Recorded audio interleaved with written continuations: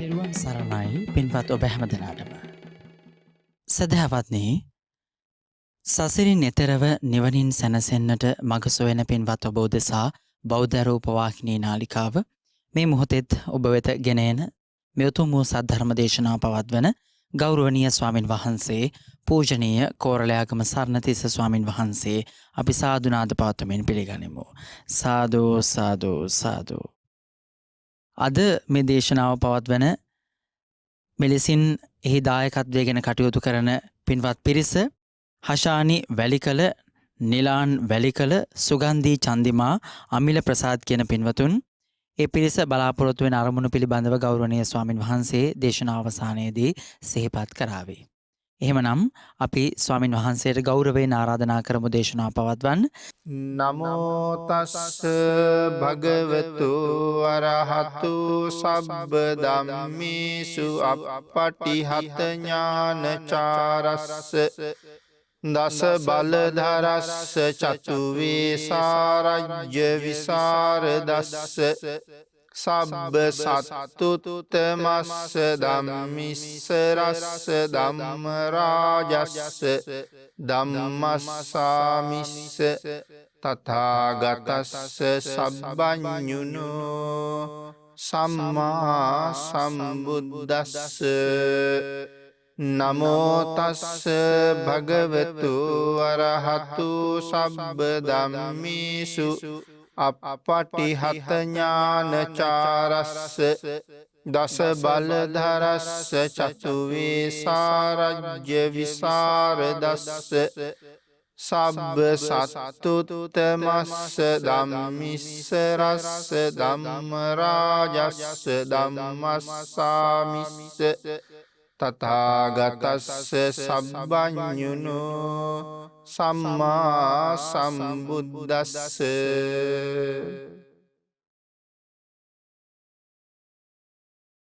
සද්ධර්ම ශ්‍රාවක කාරුණික ගුණගරුක බෞද්ධ පින්නතුනි, බොහෝම ශ්‍රද්ධාවෙන් හැම කෙනෙක්ම තිලෝගුරු බුදුරජාණන් වහන්සේ දේශනා කොට වදාළ උතුම් ශ්‍රී සද්ධර්ම රත්නයෙන් යම් ප්‍රමාණයක් දේශනා කරවගෙන ධර්ම ගෞරවය හිතේ උපදවාගෙන ධර්ම ශ්‍රවණය කරලා එයින් ලැබෙන අවවාද අනුශාසනා තම තමන්ගේ ජීවිතවලට එකතු කරගෙන මෙලව ජීවිතය යහපත් කරගෙන පරලෝ ජීවිතයේ සුගතිගාමී කරගෙන ප්‍රාර්ථනා කරන බෝධියෙන් සැප සහිත ප්‍රතිපදාවෙන් උතුම් අමා මහ නිවනින් සැනසීමේ බලාපොරොත්තුව ඇතුවයි ධර්ම ශ්‍රවණය කරන්න සූදානම් වෙන්නේ. පින්නතුනි, අද ධර්ම දේශනාවේ මාතෘකාව හැටියට අපි පෙර සාකච්ඡා කරපු සූත්‍රයේ ඉතුරු කොටසක්මයි සාකච්ඡා කරන්න බලාපොරොත්තු වෙන්නේ. මේ දිනවල මේ දේශනා මාලාව තුළ අපි සාකච්ඡා කරන්නට යෙදුනේ කරණීය මත්ත කියන සූත්‍ර දේශනාව. මේ දේශනාව ඇසුරු කරගෙන ධර්ම දේශනා 3ක් මීට කලින් දේශනා කරලා තියෙනවා. අද එහි 4 වෙනි ධර්ම දේශනාවයි මේ පින්නතුන්ගේ දායකත්වයෙන් සිද්ධ කරන්න බලාපොරොත්තු වෙන්නේ. 3 වෙනි ධර්ම දේශනාව අපි නිමා කරන්න යෙදුනේ මේ මිච්ඡා ආජීවය කියන කාරණාව ගැන සාකච්ඡා කරමි. එතනදී භාග්‍යතුන් වහන්සේ දේශනා කොට වදාලා කෙනෙක් තවත් කෙනෙක් ඇසුරු කරන්න තෝරගන්නවා නම් හැම වෙලාවෙම තමන්ට වඩා සීලෙන් උසස් කෙනෙක් තෝරගන්න කියලා. ඇසුර වටින්නේ එතකොට. එහෙම නැති වුණොත් තමන්ට වඩා සීලෙන් සමාන කෙනෙක් තෝරගන්න කියලා දේශනා කළා. මොනම හේතුවක් නිසාවත් තමන්ට වඩා පල්ලැහැ සීලයක ඉන්න කෙනෙක් ඇසුරු කරන්න එපා කියලා දේශනා කරනවා. තමන්ට වඩා පහලින් ඉන්නවනම් ඔහු ඇසුරට හොඳ මදි කෙනෙක්. තමන්ට වඩා ඉතාම උසස් අය වටිනවා. දේශනා කළා සමහර වෙලාවට ඒ උසස් කෙනෙක් කිසියම් හේතුවක් නිසා නැවත තමන් මුණගැහෙන්ඩ එන්ඩ එපා කියලා එතනින් පන්න ගත්ත. නැවත නැවත යන්ඩ කියලා දේශනා කළා. මොකද ඒ අපිට යහපතක්ම තමයි ඒ ඇසුර කවදාරි හදන්නේ. එනිසා එවන් අය මුදුනෙන් පිළිගන්න කියල දේශනා කළා. වන්දනාමාන කරන්න ඕනේ. ගරු සත්කාර කරන්න ඕනේ. නිතර නිතර ඇසුරු කරන්න ඕනේ. තමන්ට වඩා උසස් අය. කියන කාරණා ටික අපි එදා දේශනාව සාකච්ඡා කරන්න යෙදුණා. ඒ විතරක් නෙමේ පින්නතුනි විශේෂයෙන් සඳහන් කළා අපි හැසිරිය යුතු තැන් මොනවද කියලත් අපි ජීවිතය හොඳ අවබෝධයක් තියාගන්න ඕන කියලා. මේ කතා කරන්නේ ඒකාන්තයෙන් නිවනට යන කෙනෙක් තමන්ගේ ජීවිතය සකස් කර ගත යුතු ආකාරය ගැන. අද ධර්මදේශනාව අපි පටන්ගමු එතනින් අපි හැසිරිය යුතු තැන් මොනවද කියන කාරණාවත් එක්. භාග්‍යවතුන් වහන්සේ දේශනා කරනවා අපි කවුරු ඇසුරු කළ යුතුද? කා සමග හැසිරිය යුතුද? හැසිරිය යුත්තේ කොහොමද? ඊළඟට දේශනා කළා රාත්‍රී නුසුදුසු ස්ථානවල හැසිරිය යුතුද? මේ කාරණාවල් අපි තීරණය කරන්න ඕනේ. මුලින් කාරණාව හා සම්බන්ධවම බැඳෙනවා. ඇසුරු කළ යුත්තේ කවුද? කොයි වාගේ තැන්වල නිතර ගමන් කළ යුතුද හැසිරිය යුතුද?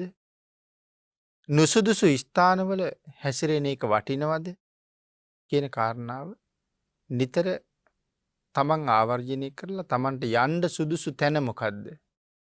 යන්ඩ නුසුදුසු තැන මොකක්ද?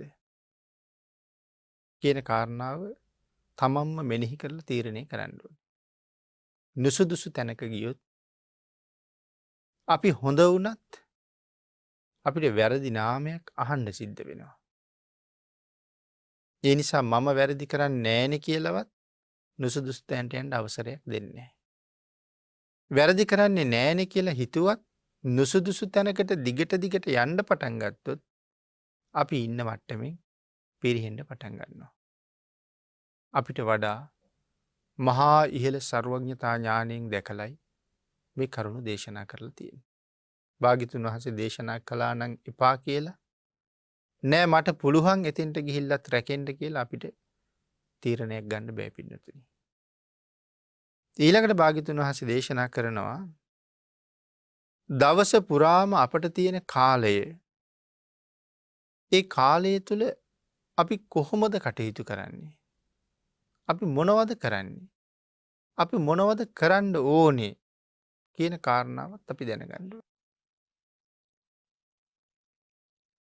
අපි කියනවා දවසකට පැය 24ක්. ඒක තමයි මේ දවස පුරාම තියෙන කාලය කියලා සඳහන් කළේ. මේ කාලය තුල අද දවසේ මම මොනවද කරන්නේ කියන කාරණාව අපි තමයි තීරණය කරන්න ඕනේ. රැකියාවට යන්න තියෙනවා. අධ්‍යාපන කටයුතු තියෙනවා. වෙනත් ව්‍යාපාර කටයුතු තියෙනවා. ඒ සියලුම දේවල් කරන අතරේ සුදුසු නුසුදුසු බව මනාව හඳුනගන්න ඕනේ. සමහර ව්‍යාපාරයක් තියෙන්න පුළුවන් සමාජයට අහිතකර දේවල්. සමාජයට නුසුදුසු දේවල් කරන තැන්. එහෙනම් මේ සසරින් මිදෙන්න බලාපොරොත්තු වෙනවා නම් උතුම් නිවනට ළඟා වෙන්න බලාපොරොත්තු වෙනවා නම් ධර්මයෙන් කාරණා දැනගෙන Taman දක්ෂ වෙන්න ඕනේ. මම මේ කරන වැඩේ සමාජ විරෝධී වැඩක්. බොහෝ දෙනාට අයහපතක් කරන වැඩක්. වහාම මම මේ කාරණාව නතර කළ යුතුයි.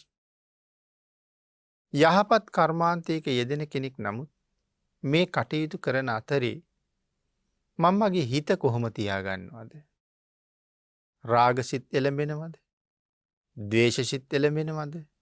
මෝහසිත එළඹෙනවද? සිහියෙන් ඉන්න ඕනේ.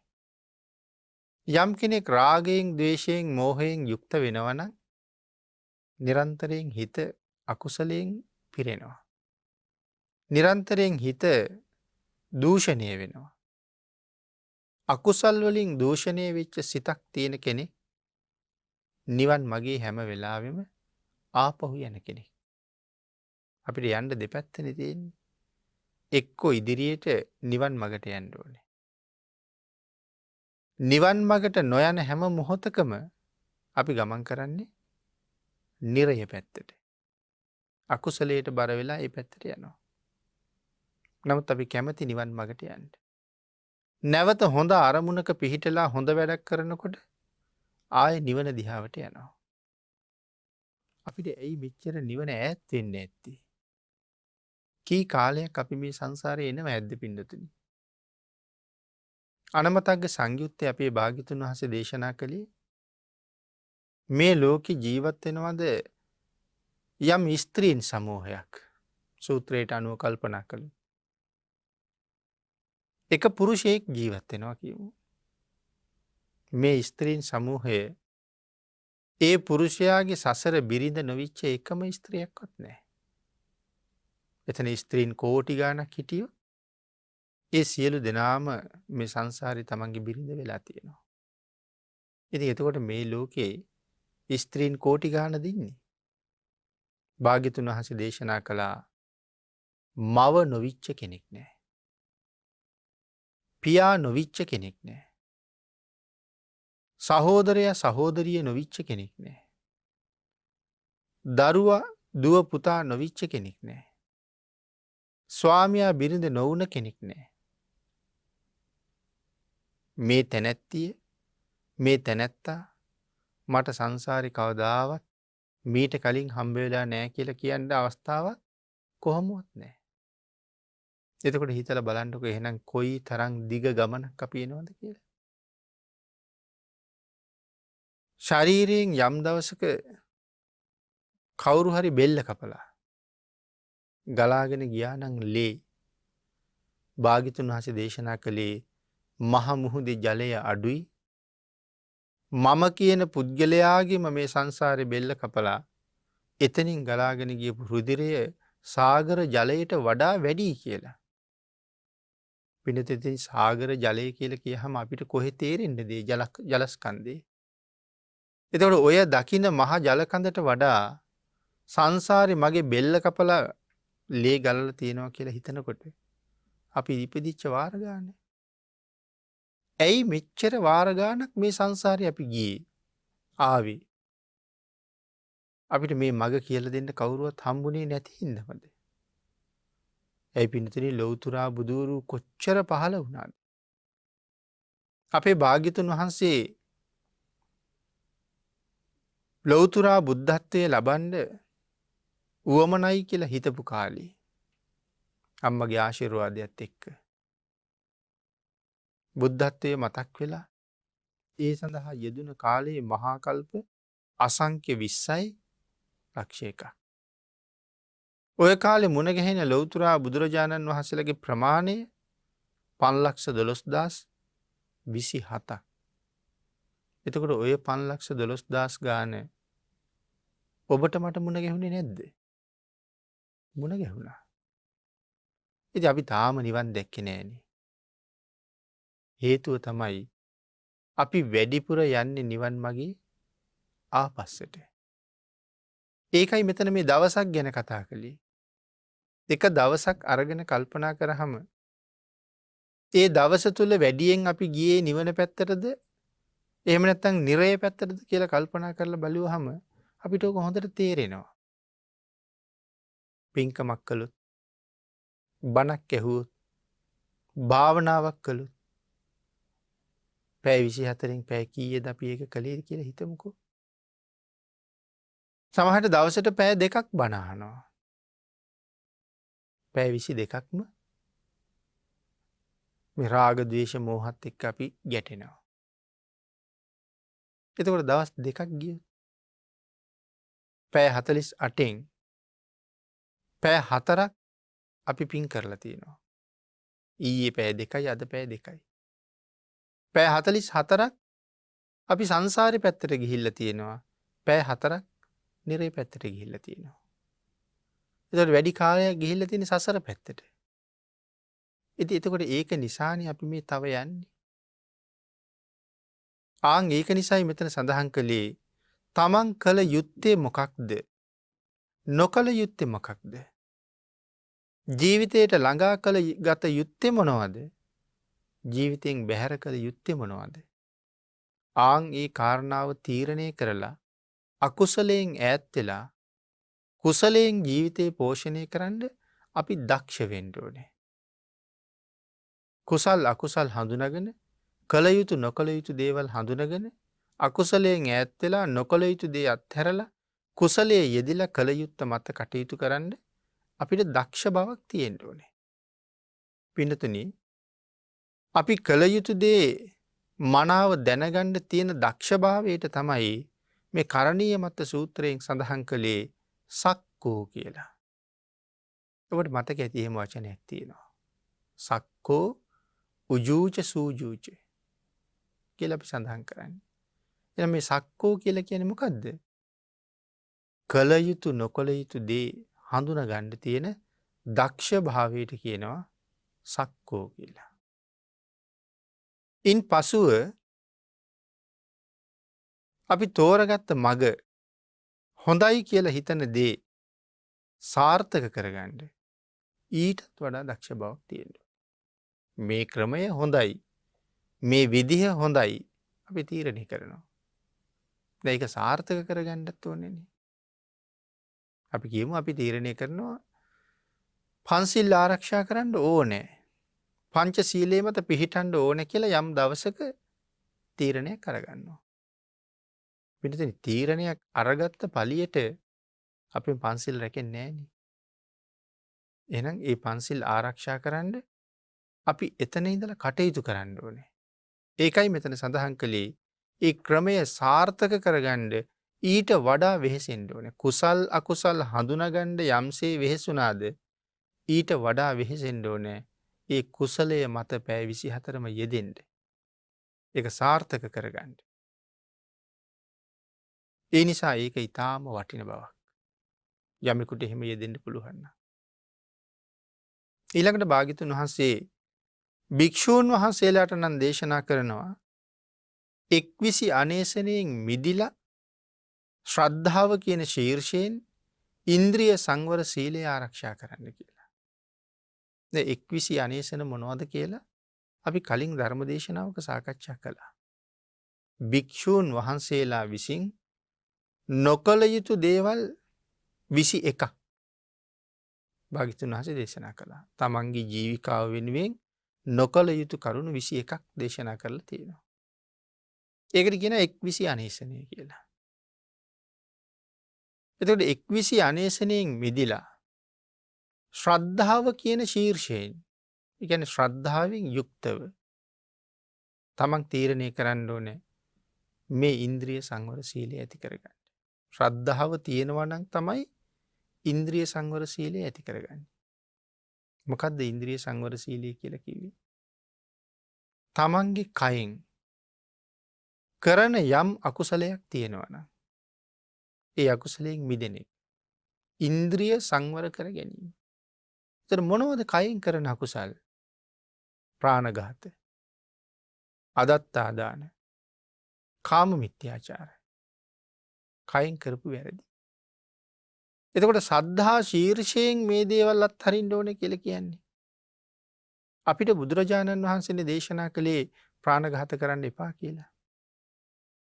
ප්‍රාණඝාත කරන්න එපා කිව්වා විතරක් නෙමෙයිනේ. ඇයි එපා කියන්නේ? හේතුවක් දේශනා කළා.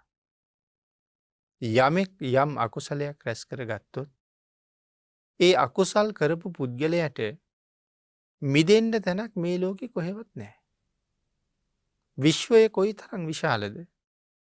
නමුත් අකුසල් කරපු පුද්ගලයාට ආරක්ෂා වීම සඳහා කෙසඟක් තරම් ඉඩක්වත් මේ විශ්වයේ නැහැ. මේ විශ්වයේ එහෙම තැනක් නැත්තං පිනතින අපි කොහෙද හැඟෙන්නේ. දැන් පව් කරපු අය අපි කියමු කෙනෙක් කාට හරි ගහලා මැරුව කියලා. නැත්තං පිහියකින් ඇනල මැරුව කියලා. එතකොට ඒ ඇනලා මරපු පුද්ගලයා තමන්ටත් එහෙම පීයෙන් අහිනුවට කැමතිද.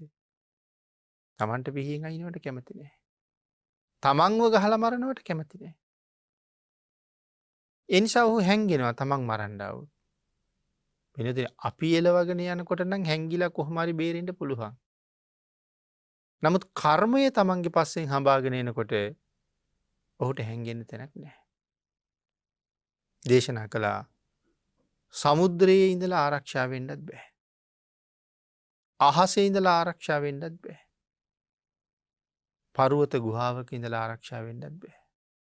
න අන්තලි කියන සමුද්ද මජ්ජයේ න පබ්බතානං විවරං පවිස්ස.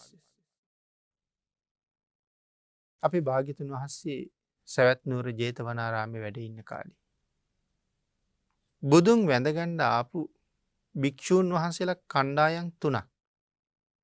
මගදි මූුණ දුන්න අත්දැකීම් තුනක් බුදුරජාණන් වහන්සේගෙන් අහනවා. එක භික්‍ෂූන් වහන්සේලා කණ්ඩායමක් දානයට නතර වෙලා ඉන්නකොට දානය උයන ගෙදර තෙල් චාත්තියට ගිනි ගත්තා. තෙල් චාත්තියෙන් නැගුණ ගින්න වහලෙත් ගිනි අරගෙන වහලෙන් උඩට පැතුරුණා. එක පාරම හුළඟක්කාවා. අහල තිබ රොඩු ගොඩ ඒ හුළගේ පාවෙලා ඇවිල්ල අර ගින්නට අහු වෙලා ගිනි අරගෙන ගින්දර සහිතව රොඩුගොඩ දැන් අහසි පාවෙනවා. හුළඟින් ගසාගෙන යනවා. ඉගිල්ලිලා එන කපුටේ හදිසිය අර ගින්නට මැදිවෙලා පිච්චෙනවා. මේක අහන්ඩෝන කියල හිතුවා. තව භික්‍ෂූන් වහසල පිරිසක් නැවේ එනවා. නැව මුහුද නතර වෙනවා. අන්තිමට කට්ටිය තීරණය කරනවා නැවේ දෝසයක් නෑ පව්කාරයකින්නවා. හොයල බලහම පව්කාරයා ප්‍රධාන නාවිකයාගේ බිරිඳ. තව භික්‍ෂූන් වහසල පිරිසක් භාගිතුන් වහන්සේ හොයාගෙන එනකොට අසල විහාරයක ගල්ලෙනක නතර වෙනවා. රෑට ගලක් පෙරෙල්ල ඇවිල්ල ගල්ලෙනි දොර වැහෙනවා. ඉති මේ වගේ සිද්ධි තුනක් සිද්ධ වෙනවා. කණ්ඩායන් තුනම පස්සේ භාගිතුන් වහසලඟට යනවා. අර ගල්ලනේ හිරවෙච්ච භික්‍ෂූන් වහසලත් දවස් හත දානෙත් නෑ වතුරත් නෑ. දවස් හතකට පස්සේ ගල ඉබේම පෙරෙල්ල යනවා. දායකයෝ බොහෝම සිව් මාහාර කැඳවර්ග පෝෂණීය පානවර්ග ගෙනල්ල ක්‍රමක් ක්‍රමයෙන් උන්වහසලට පෝල ශක්තිමත් කරනවා. ඉතින් ගිහිල්ල කරුණු විමසුව හම සඳහන් කලා මහනින ඒ කපුටා පෙර භවයක ගොවියෙක් වෙලා තමන්ගේ ගවයකුට පිදුරුවෝතල ගිනි තිබ්බා. ඒ කරුමයට අපාය ගිහිල්ල දුක් විඳල විඳල නිරාදුක කෙරවල කරලා තිරිසං ආත්මට ඇවිල්ල. මීට කලින් 4 වතාවක් ගිනි අරගෙන මැරුණ. මේක 5 වෙනි වතාව. අර කාන්තාව පෙර භවයක වැලි කලයක් සුනකයෙකුගේ බෙල්ල ගැට ගහලා සුනකයා ළිඳට දානවා. ඒ කරුමයට නිරේ දුක්විඳලා දුක්විඳලා මනුස්සාත්මය මනුස්ස දුවක් හැටියට මේ භවය ඉපදිලා මේ වෙනකොට ඉන්න මහමුහුදී. නමුත් නැව යන්නේ වාට දැන් කරුමයට මේ කරුණු හේතු වෙන හැටි නැව ගමන් කරන්න සාගරී ඉන්ද. අන්තිමට පෞකාරයක් කවුද කියලා කුසපත් ඇදල හොයලා නාවිකය සඳහන් කළා මගේ බිරිඳ නිසා නමුත් මේ සිය ගානකගේ ජීවිත මුහුදුබත් කරන්න මට බෑ. ඇයි මුහුදට දාන්ඩ. හැබැයි ඇය ආපහු වතුරේ මතු වෙලා කෑගහනකොට මට එක දරාගණ්ඩ බැරිවෙයි. එහින්ද වැලි භාජනයක් ගැට ගහල මුහුදර විසික්කඩ. ඇය පෙර කරපු කරුමේම එහෙම මාවා. අර භික්‍ෂූන් වහන්සේලා ගල්ගුහාවේ සැත පිලත් කවුද හිතන්නේ මේ ගලක් මෙහෙම පෙරෙල්ලයි කියලා. නමුත් කරුමේ හැටි. ඒකයි සඳහන් කළේ බේරෙන්ට තැනක් නෑ. මේ ලෝකෙ රැකවරණයට කෙසඟක් තරංවත් ඔහුට ඉඩක් නෑ. ආගේ නිසා දේශනා කළා ශ්‍රද්ධාව කියන ශීර්ෂයෙන් මේ ඉන්ද්‍රිය සංවර කරගන්න කියලා. භාග්‍යතුන් වහන්සේ එපා කියපු නිසා. මොකද විශ්ව ස්වභාව ධර්මයේ ක්‍රියාත්මක වෙන හැටි තමයි භාග්‍යතුන් වහන්සේ හෙව්වේ. බුදු දහම කියල කියන්නේ සැබැවින්ම ස්වභාව ධර්මය. එක භාග්‍යතුන් වහන්සේම දේශනා කරනවා. මේ ස්වභාවය ක්‍රියාත්මක වෙන හැටි ඔබ මම අපි කවුරුවත් දන්නේ. අපිට එක තේරෙන්න්නෙත් නෑ. ඉතාම කලාතුරකින් බුදුවරු ලෝකෙ පහළ වෙලා මේ ස්වභාවය ගැන විස්තර අපිට කියල දීල කියන මහනෙන මෙන්න මෙහෙම නොකරන්ට මේ දේවල් කරන්න. එනම් භාගිතුන් වහන්සේ නොකරන්ඩ කියල දේශනා කරනට අපිට දේශනා කළා කයින් කරන පවුමකවත් කරන්න එපා. ඉන්ද්‍රිය සංවර කරගන්න. ඒ සංවර නූනුත් සසර දුක්විඳින්ට. එතකොට ශ්‍රද්ධාව කියන ශීර්ෂයෙන් තමයි මේක රකින්න වෙන්නේ.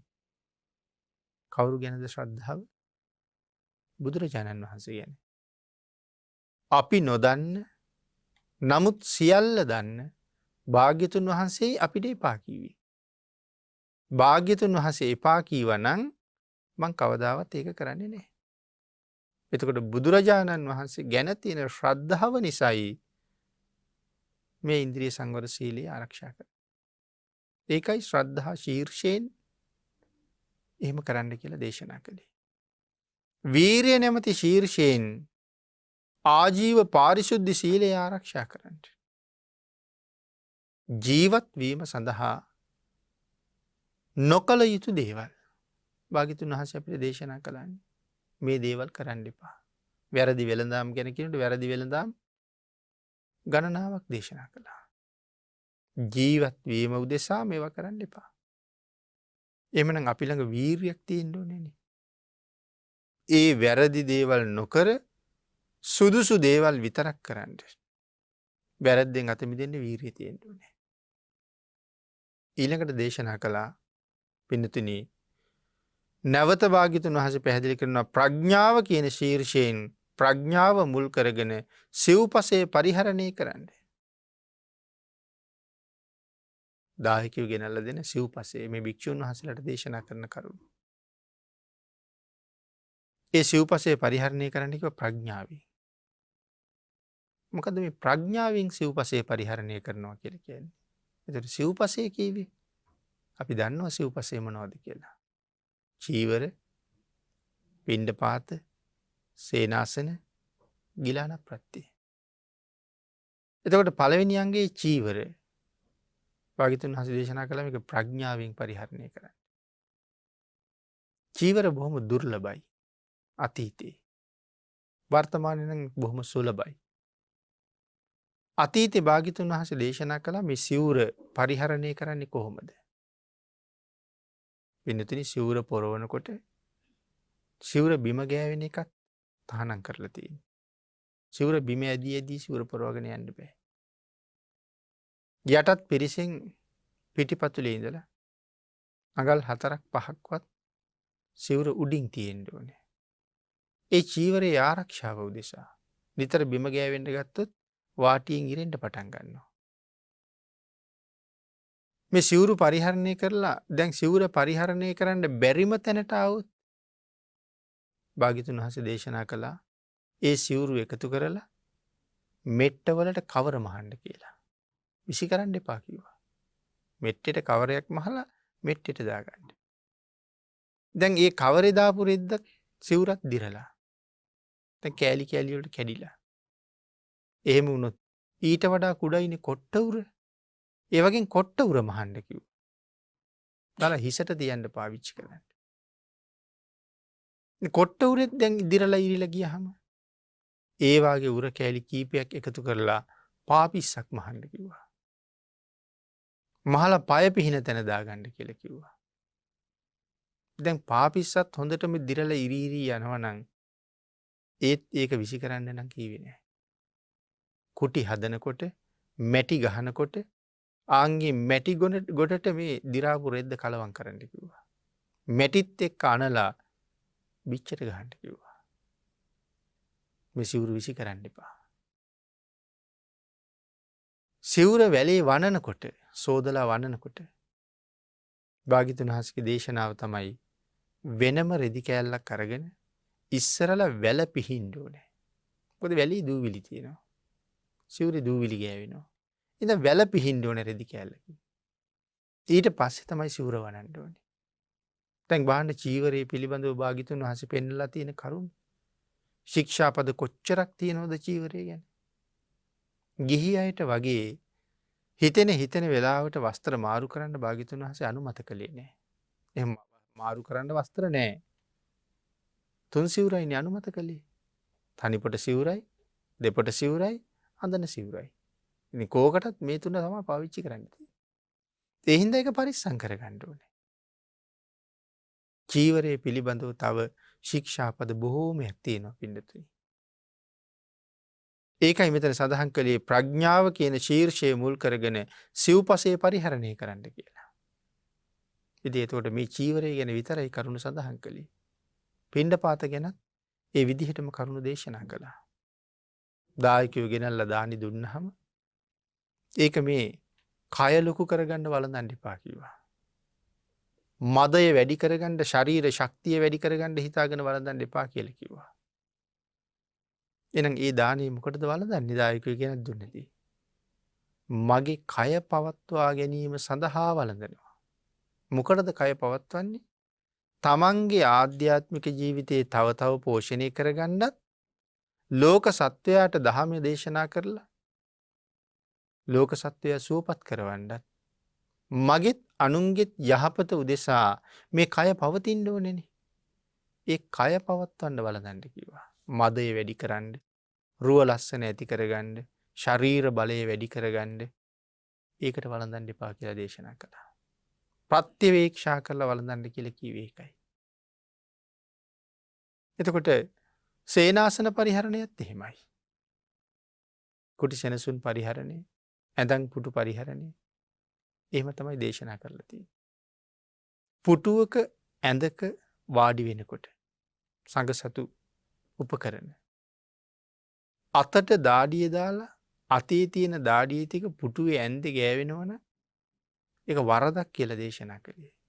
නිසා හැම වෙලාවෙම මේ අසුන් පරිහරණය කරන්න ඕනේ ඇතිරිලි දාලා.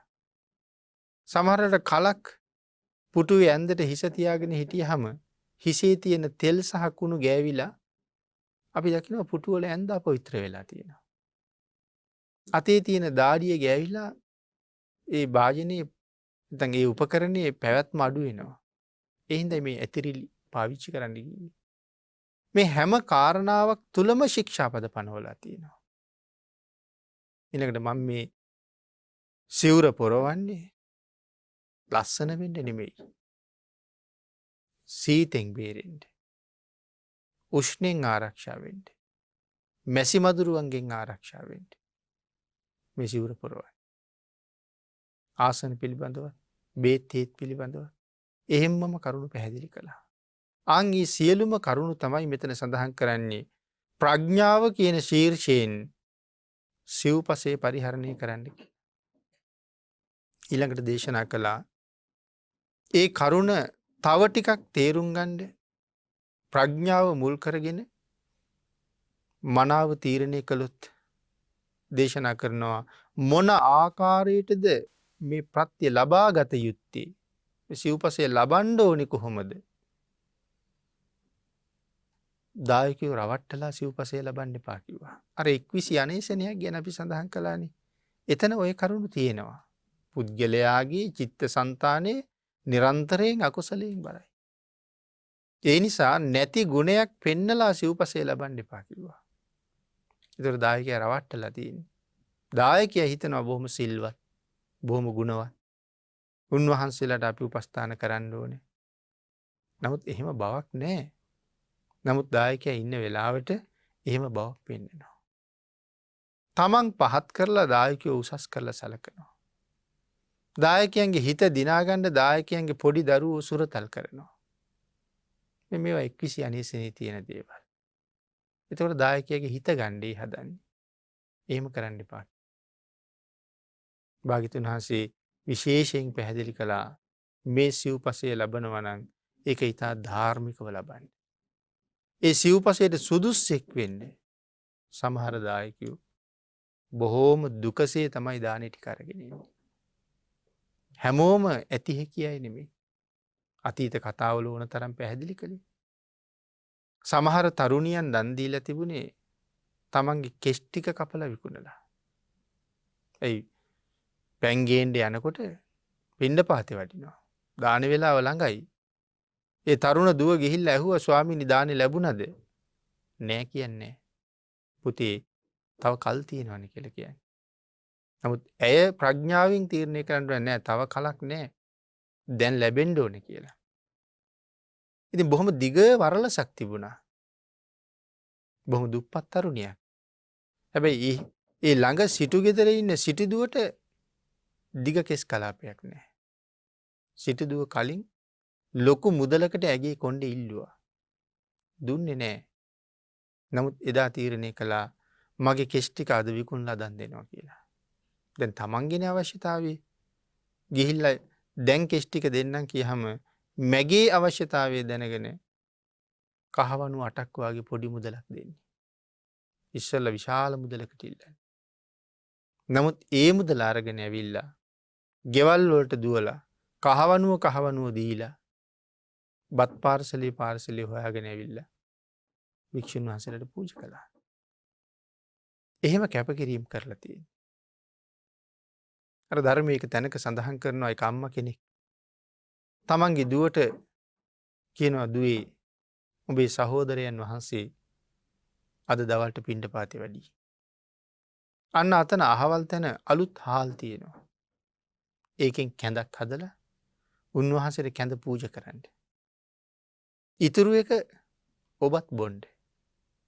එතකොට ඇය අහනවා එතකොට අම්මට සඳහන් කරන දුවේ මම හීල් බත් ටිකක් තිබිලා කෑවා. මට ඒත් ඇයි වැඩට යනවා. ඒක අර ස්වාමින් වහන්සේට ඇහෙනවා. ඒ ළඟ ඉහළ ගල් ගුහාවක උන්වහන්සේ වැඩ ඉන්නේ. ඇය තීරණය කරනවා මහලු උපාසිකාව පරණ ආහාර අනුභව කරලා වැඩට ගියා. නමුත් දුවට කිව්වා මට අලුත් හාල් වලින් කැඳක් හදලා පූජා කරන්න කියලා. උන්වහන්සේ තීරණය කළා ඒ දානි මං අද වළඳන්නේ සසරින් මිදිලමයි. මේ පාත්‍රය තරම් එළියට එන්න හදනකොට කතාව ඇහුනේ. නැවත පාත්‍රය අරන් කුටියට ගිහිල්ලා උන්වහන්සේ විදර්ශනාව වඩලා රහත් වෙලා තමයි ඒ ගෙදරට වැඩියේ. හැමදාම එහෙන් දානේ වළඳපු නිසා තමයි කියන්නේ උඹේ සහෝදරයා අදත් එයි කියලා. අර තරුණිය කැඳක් හදලා පූජා කරනවා. නමුත් අම්මාවට පස්සේ කියනවා අම්මේ අද අපේ ස්වාමින් වහන්සේගේ මූණ හරි පැහැපත්. උන්වහන්සේ අද වෙනදට වඩා හරි ලස්සනයි. මං දානි පූජා කළා. මහලු කාන්තාව වෙලා සඳහන් කරනවා දුවේ උඹේ සහෝදරයා අද පැවිදි ජීවිතයේ බලාපොරොත්තු වුණා නම් යමක් ඒක උන්වහන්සේ මුදුන්පත් කරගන්න ඇති කියලා. ඉතින් ඒ වගේ නිසයි මෙතන මේ සඳහන් කරන්නේ මේ සිව්පසේ ලබාගෙන පරිහරණය කළ යුත්තේ කොහොමද? එහෙනම් වංචනිකව ලබාගෙන තමන් රසමසවුලින් යැපෙනවට වඩා දායකයාට මහත් අර්ථයක් කරන්න ඕනේ. දෙන දායකයාට මහත් වූ යහපතක් කරන්න ඕනේ. ඒ කරුණ තමයි පින්නතුනි මේ විදිහට සඳහන් කරලා තියෙන සාකච්ඡා කරාම තව බොහෝම ගැඹුරු දීර්ඝ කාරණා මේක වචනයක් ඇතුලේ තියෙනවා. මේ කරණීය මත්ත සූත්‍රයේ ඒ තරම්ම දිගයි. අපිට තියෙන්නේ ගාථා 10යි පොතේ. නමුත් කරණීය මත්ත සූත්‍රය කියලා කියන්නේ බණවර 220ක්. ඒ බණවර 220ක් තරම් දීර්ඝ මේ සූත්‍ර දේශනාව. හරියටම ඉගෙන ගත්ත නිසා තමයි එදා භික්ෂුන් වහන්සේලා රහත් වුණේ. එදා ගිහි අය මේකෙන් මහ ඵල ලැබුවේ. නමුත් අපි ගාථා 10 විතරක් කියවලා අර්ථය හොයන්නේ නැති නිසා එදා මේ සූත්‍රයෙන් මගඵල ලබාපු උතුම් හිටියට අපිට මගඵල ලැබෙන්නේ නැත්තේ ඒකයි. ඒ වචනයක් ගානේ ඇතුලේ තියෙන අර්ථය අරගෙන ජීවිතයට ගලප ගන්න ඕනේ. එතකොටයි ඒක අපිට දැනෙන්නේ. භාග්‍යතුන් වහන්සේ දේශනා කරනවා මේ ලබා ගන්නා වූ සිව්පසේ මොන විදිහටද පරිහරණය කරන්නේ? කොයි විදිහටද පරිහරණය කළ යුත්තේ? පරිහරණයෙන් පසුව නැවත එය ආවර්ජනය කළ යුත්තේ කෙසේද? මේ දානේ වළඳලා මේ සිවුරු පොරවලා මේක නැවත ආවර්ජනය කරන්න කිව්වා. ඊළඟට දේශනා කරනවා මෙන්න මේ දේවල් වලට මොනවද කියන්නේ? අත්ත කුසල කියලා. කරණීය මත්ත කුසලේන. කරණීය මෙත්ත කුසලේන නෙමෙයි. එහෙම කිව්වොත් වැරදි සූත්‍රේ. කරණීය මත්ත.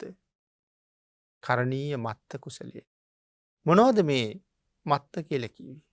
මේ කියන්නේ අත්ත. කරණීය අත්ත කුසලේන කියන එක තමයි මේ සංදි විසන්ධි කරගෙන කරණීය මත්ත කුසලේන කියන කාරණාව දක්වලා තියෙනවා. අත්ත කුසල කියලා කියන්නේ එතකොට මොනවද? කළ යුතු දේවල්. කළ යුතු කුසල්. කරණීය කියන්නේ කළ යුතු කුසල්. කරණීය මත්ත කුසලයේ. දේශනා කළා ආම්ලික වූ ලවණ අධික ජලයක්. ආම්ලික කියලා කියන්නේ ඇඹුල් ගතිය සහ ලුණු ගතිය සහිත ජලයක් පාවිච්චි කරලා අපේ වස්ත්‍ර හොඳට පිරිසිදු කරන්න පුළුවන්. ඒ වගේම කණ්ණාඩිය අපිරිසිදු නම් අලුවාගේ දේවල් යොදලා මැදලා ඒ කණ්ණාඩිය පිරිසිදු කරන්න පුළුවන්. අලු යොදා ගැනීම. ඊළඟට දේශනා කළා රත්තරන් උදුනට දාලා රත් කරලා පිරිසිදු රත්තරන් ටික අරගන්න පුළුවන්. අන් ඒ වගේ තමයි මේ ආම්ලික සහ ලවනාධික ජලයක් යොදලා වස්ත්‍රය පිරිසිදු කරනවා. අලු වගේ දේවල් යොදලා කැඩපත පිරිසිදු කරනවා. රත්තරන් උදුනේ බහා රත් කරලා පිරිසිදු රත්තරන් තෝරගන්නවා වගේ තමන්ගේ සීලය පිරිසිදු කරගන්න හැම වෙලාවෙම සීලය ගැන මෙනෙහි කරන්න කියලා. අද දවස තුල කොයි මොහොතේ මගේ සීලය කැඩුනද? කොතන හරි සීලයට paluddක් වුණාද කියන කාරණාව නිතර නිතරම මෙනෙහි කරන්න කිව්වා. උදේට දවල්ට රැයට ආන් එහෙම කාලයක් තිස්සේ මෙනෙහි කරලා paluddක් දැක්කේ නැතිකොට දීර්ඝ කාලයක් ගියහම කොච්චර සතුටුද? මෙච්චර කාලයක් මගේ සීලයේ paluddක් නැහැ. බොහොම සතුටුයි. ආන් ඒ සතුට කවදාවත් දුගතිය හෙලන්නේ නැහැ. එහෙනම් පන්සිල් රැක්කත් නිතරම මෙනෙහි කරන්න පුළුවන්. දවසේ වැඩි කාලයක් ගත කරන කාලය තුල මගේ පන්සිල් පද ටික කොතනදී බිඳුනද කියන කාරණාව හෝ ආවර්ජනය කරමින් ඒ සීලේ නිර්මලව ආරක්ෂා කරගන්න කටයුතු කරන්න අපි හැමෝටම පුළුවන්. පින්තුනි, කරණීය මත්ත සූත්‍ර දේශනාව ඇසුරු කරගෙන සිදු කරපු 4 වෙනි ධර්ම දේශනාව අපි අද මේ විදිහට නිමා කරමු. ඊළඟ ධර්ම දේශනාවෙන් තව කරුණු ටිකක් සාකච්ඡා කිරීමේ බලාපොරොත්තු ඇතුව. අද මේ උතුම් වූ ධර්ම දානමේ පින්කම සඳහා අනුග්‍රහය දක්වන්නේ හෂානි වැලිකල, නිලානි වැලිකල, සුගන්ධි චන්දිමා, අමිල ප්‍රසාද් යන දේනිවරුන් සහ පුතණුවන් විසින්. පුණ්‍යානුමෝදනා කරනවා සත්‍යදාස වැලිකල, ශ්‍රියාලතා වැලිකල, එස්.ආර්. ජයවර්ධන, කමලා භද්‍රානි ජයවර්ධන, අයි.ඩී. සිරිසේන, එස්.ජී.එල්. කරුණාවති, මේ අය ඇතුළු සංසාරගතව මියගිය සියලුම ඥාතීන්ට මේ පින් අනුමෝදන් වේවා කියලා ප්‍රාර්ථනා කරනවා. කල්යාණ මිත්‍ර දේශකයාණන් වහන්සේට ශාසනික කටයුතු අප සියලු දෙනා පිළිබඳව අනුකම්පාවෙන් නිදුක් නිරෝගීව සිදු කරගෙන යාමට අනන්ත වූ තුනුරුවන්ගේ ගුණ බලයෙන් සෙත් ප්‍රාර්ථනා කරමින් පින් අනුමෝදන් කරන බව සිහිපත් කරනවා. බොහෝම කල්යාණ මිත්‍රත්වයෙන් ආශිර්වාද කරන දායක පින්නතුන්ට අපි රැස් කරගන්න උතුම් සද්ධර්ම දානානි සංසේද අඩු නැතුව අනුමෝදන් වේවා කියලා ප්‍රාර්ථනා කරනවා. හදල වඩල පෝෂණය කරපු දෙමව්පියන්ටත් මේ රැස් කරගන්න පින් බොහොම සත්පුරුෂ ධර්මයේ ගරු කරමින් අනුමෝදන් කරලා තියෙනවා. ශාසනික සේවාවන් ඉටු කරන සියලුම සත්පුරුෂ කල්යාණ මිත්‍ර ස්වාමින් වහන්සේලාට රත්නත්‍රී ආශිර්වාදයේ ප්‍රාර්ථනා කරන බව සිහිපත් කරනවා. තමන් හැදූ වැඩූ දෙමව්පියන්ටත් ජීවිතය ධර්ම මාර්ගයට යොමු කරන සියලුම කල්යාණ මිත්‍රයන්ටත් සෙත් ප්‍රාර්ථනා කරනවා. උතුම් නිර්මල ශ්‍රී සද්ධර්මය දානය කළ පිණින් අප හැම දෙනාටම ඊ타ම ඉක්මන් භවයක ඊ타මත්ම කෙටි කාලයකින් සැප සහිත ප්‍රතිපදාවකින් උතුම් නිර්මල චතුරාර්ය සත්‍ය ධර්මය අවබෝධ වීම පිණිසත් මේ සියලුම පුණ්‍ය ධර්මයන් හේතු වාසනා වේවා කියලා ප්‍රාර්ථනා කරනවා. හෂානී, නිලානී, සුගන්ධි යන දියණිවරුන් සහ අමිල ප්‍රසාද් යන පුතණුවන් ඇතුළු මේ පිරිස පින් අනුමෝදන් කළ සියලු දෙනාටම පින් අනුමෝදන් වේවා. ආශිර්වාද කළ සියලු දෙනාටම රත්නත්‍රී ආශිර්වාදයෙන් නිදුක් නිරෝගී භාවයේ චිරජීවනයේ උදා වේවා. සියලු දෙනාටම ඊ타ම ඉක්මන් භවයක ඊ타මත්ම කෙටි කාලයකින් සැප සහිත ප්‍රතිපදාවෙන් ප්‍රාර්ථනා කරපු ආකාරයෙන් ඒ උතුම් නිර්වල නිර්වාණ ධර්මය අවබෝධ කරගන්න මේ කුසලයේ හේතු වාසනා වේවා කියලා නැවතත් ප්‍රාර්ථනා කරනවා. ආකාසට්ඨා ච බුම්මට්ඨා දේවා නාග මහිද්దికා පුඤ්ඤන්තං අනුමෝදිත්වා චිරං රක්칸තු ලෝක සාසනං දේවෝ වස්සතු කාලේන සස්්‍ය සම්පatti හේතුච පීතෝ භවතු ලෝකෝ ච රාජා භවතු ධම්මිකෝ.